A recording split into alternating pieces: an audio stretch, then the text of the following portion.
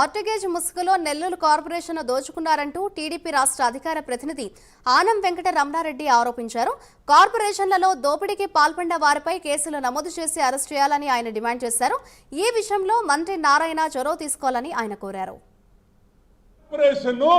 ఈ వెండోటి రాధికాకి 5 లక్షలు అప్పు ఉంది.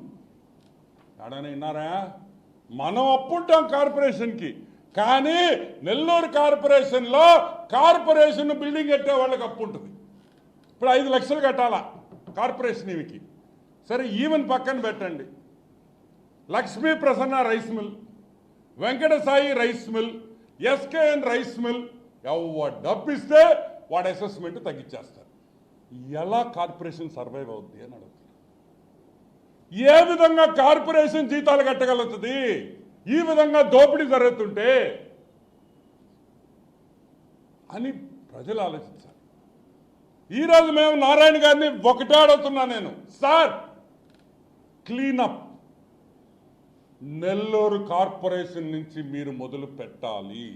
మీరు పెడుతున్నారు, వెంటనే 2 ఐఏఎస్ ఆఫీసర్లు సస్పెండ్ కావాలి.